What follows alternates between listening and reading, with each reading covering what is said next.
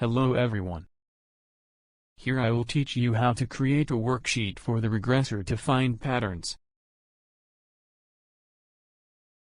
Here I have data related to asset X, last, open, high, low and volume. The data is in ascending order from top to bottom. You could place as many assets as you wanted, no matter if it's stocks, commodities, Forex or crypto.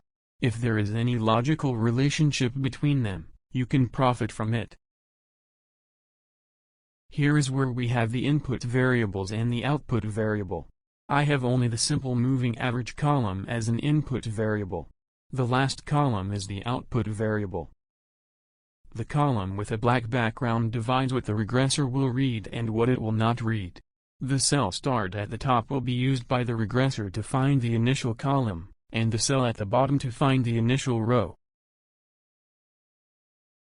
Always have these two cells to avoid reading error. I colored in green the lines that the regressor will use as input variables. It is important that these lines do not have blank or null values, remember that.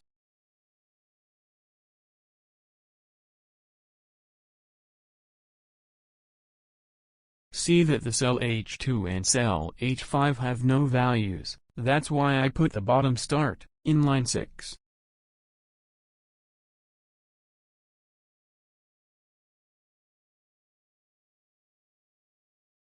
If I leave any of the cells that the regressor is going to read blank, it won't work. Null values are also not allowed, like for example, any number divided by 0. This column is the only input variable that the regressor will read. In it we have the simple moving average of 5 days of the closing value. The closing value is in column B.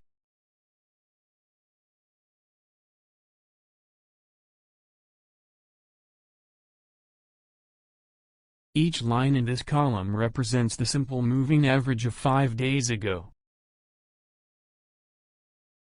This column is the output variable. This is where we want the regressor to make a prediction. It will evaluate each input variable for each corresponding output variable. In this case, my output variable is the closing variation for tomorrow. You could choose anything, for example, the change of the close to 3 days from now.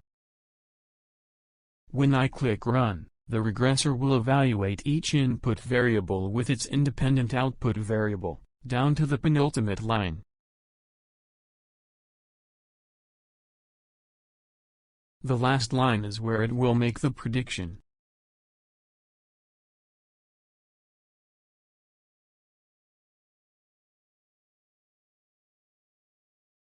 The last line of the output column is showing the value 1 because of the Excel formula. The regressor will disregard the value in it.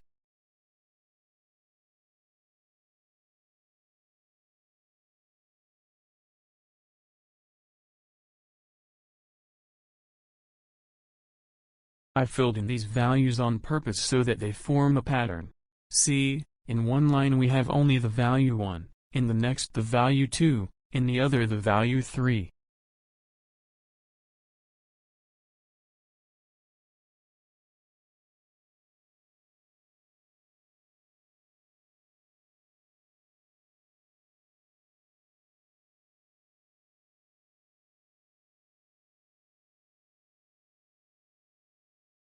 Following the logic, the other line must be filled with the value 6.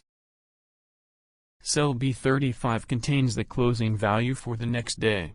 See that it is this value that I want the regressor to predict. In fact, it is the variation from this closing value to the previous one.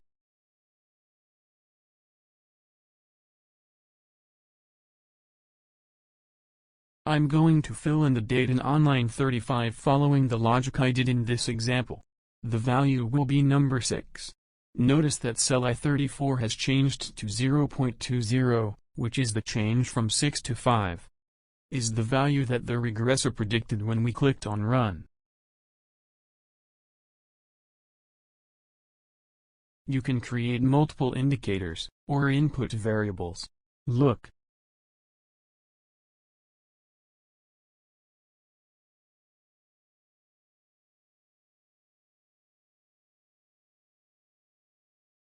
I created the simple moving average from last 10 days indicator.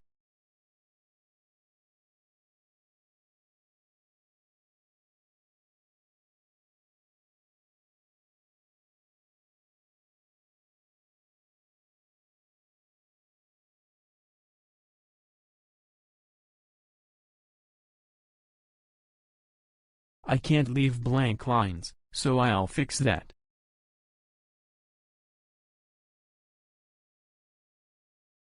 I have blank rows on top too, but the 10-day moving average data starts at row 11, so I change the bottom start cell to the row which has no blank cells.